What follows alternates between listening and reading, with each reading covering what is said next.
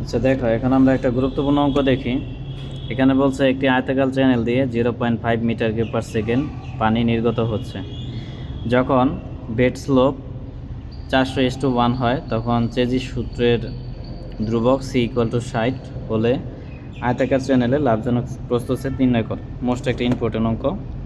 তাহলে দেখো, প্রথমত আমরা ধরে নিব যে, মনে করি আয়তাকার চ্যানেলের লাভজনক প্রস্থচ্ছেদ। এখানে লাভজনক শব্দটা উল্লেখ করবা, ঠিক আছে? লাভজনক প্রস্থচ্ছেদ ইকুয়াল টু B/D, যেখানে প্রস্থ কি গভীরতার দ্বিগুণ, এটা আমরা ধরে নিব। এখন দেখো, প্রথমত এখানে নির্গমন দেওয়া আছে 0.5 মিটার কিউব পার সেকেন্ড, ঠিক আছে? তাহলে নির্গমন Q equal to 0.5 metre cube per second নিলাম। এখানে আর কনভার্ট করার দরকার নেই, কারণ মিটার কিউব পার সেকেন্ড করাই আছে। তারপরে এখানে ঢাল দেওয়া আছে কত, 400:1। তো এটাকে আমরা আই দিয়ে লিখবো 1/400, ঠিক আছে? মানে 400:1 বা যাই থাকুক, 1টাকে উপরে রাখবো আর নিচে বাকিটারে রাখবো। বিপ্লব, বোঝা গেছে? তারপরে চেজি ধ্রুবক, এখানে চেজি ধ্রুবক দেখো C=60 দেওয়া আছে, তাহলে C= আমরা 60 নিলাম। এরপরে আর কিছু দেওয়া নাই। তাহলে দেখো ক্ষেত্রফলে ইকুয়াল কি BD বা প্রস্থ গুণন গভীরতা। এখন প্রস্থ B এর মান কত? B এর মান হলো 2D, ঠিক আছে? তাহলে B এর মান আমরা 2D নিলাম, আর এখানে D নিলাম, 2 নিলাম, DD গুণ করলে কি D²। আর হাইড্রোলিক গড় গভীরতা, এটা সূত্র হলো M=D/2। তাইলে এই 2টাকে আমরা হিসাব করব ক্যালকুলেটারে। তাহলে ক্যালকুলেটারে হিসাব করলে উপরে 1 নিব, নিচে 2 নিব। তাহলে 1/2 ইকুয়াল কি 0.5, আর এখানে D নিব। হ্যাঁ, এগুলা বের করে নিতে হবে। এখন দেখো, আমরা জানি Q=AC√/MI, এটা হলো সূত্র। এই সূত্রটা আগে প্রমাণ করাইছিলাম, তোমরা দেখিও। মানে আমরা মূল জানি Q=AV, তো এ আর এই যে V এর মান হলো C√/MI। এটা এর এর আগের ক্লাসে আমি প্রমাণ করাইছিলাম তোমাদের, ঠিক আছে? দেখিও। তাহলে এখন আমাদের টার্গেট কি? আমাদের টার্গেট হলো D এবং B এর মান বের করা। যেহেতু লাভজনক প্রস্থচ্ছেদ B আর D, তাহলে এটার মান বের করব। এখন এটার মান যদি বের করি, এখানে M এর ভিতরে দেখো D আছে কি না? তাহলে এই জন্য আমরা এই রুটটাকে ভেঙে নিব, এই জন্য উভয় দিকে বর্গ করব। তাহলে কিউ এর সাথে বর্গ করলে কি Q², এর সাথে বর্গ করলে A², সির সাথে বর্গ করলে কি C², আর এখানে বর্গ করলে স্কোয়ার রুট কাটা, তাহলে শুধু থাকবে কি MI। কি বুঝাইতে পারছি? এখন দেখো কিউটা রাখতে পারতা বা মান বসাইলেও সমস্যা ছিল না, মানে কিউ এবং C² এর মান এগুলো পরে বসাইলেও হইতো, এবং আই এর মান, ঠিক আছে? এগুলো এখানে না বসাইলেও চলবে, ওই আগের মতো আর কি। তা আমি এখানে বসাই দিছি, কিউ এর মান কত 0.5, ঠিক আছে? তাহলে কিউ এর মানটা হলো 0.5, এখানে আমরা 0.5 দিব।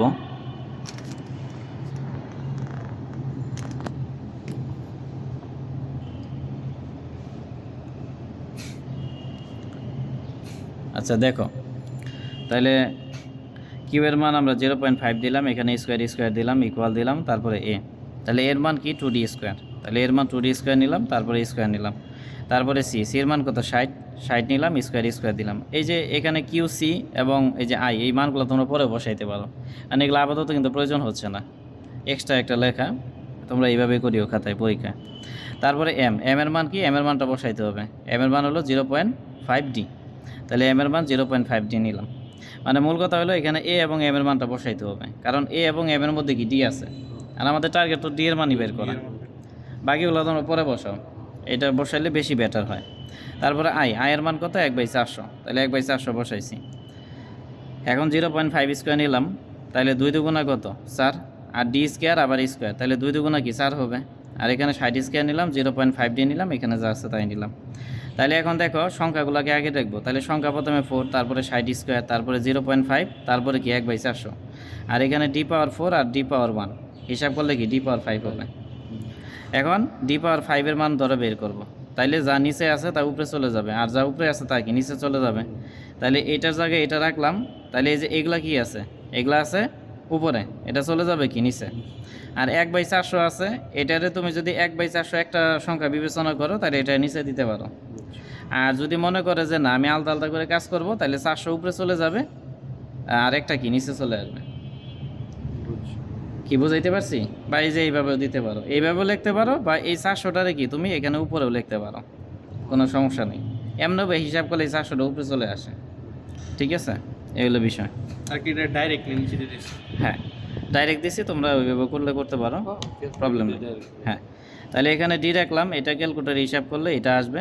আর এই যে 5 এর নিচে কি 1 আছে না, তাহলে এটার এদিক পাস করলে কি 1/5 হয়ে যাবে, উল্টে যাবে। এটা ক্যালকুলেটার হিসাব করলে এটা আসবে মিটার, তো মিটার থেকে যদি সেন্টিমিটার আসে 100 দ্বারা গুণ করতে হবে। তাহলে গুণ করলে কী হবে, 45.5 সেন্টিমিটার। তাহলে বি ইকুয়াল কি জানি, বি ইকুয়াল টু 2D। এখানে বি ইকুয়াল কি 2D, তাহলে B equal to 2 into D, D এর মান কত, এটা লিখলাম। তাহলে হিসাব করলে কি 85 সেন্টিমিটার। তাহলে লাভজনক প্রস্থচ্ছেদ আমরা কি ধরছি, বি ইন্টু ডি। তো বি এর মান কত, আচ্ছা এখানে লাভজনক প্রস্থচ্ছেদকে বি ইন্টু ডি ধরা হয়েছে। আচ্ছা, ডি এর মানটা ছোট, বি এর মানটা বড়। আচ্ছা, এখানে ধরার ক্ষেত্রে তোমরা বি ইন্টু ডি না ধরে ডি ইন্টু বি ধরিও, তাহলে তোমাদের এখানে মান বসাইতে সহজ হবে। তাহলে ডি এর মান কত, ডি এর মান হলো তোমার 42.5, আর ডি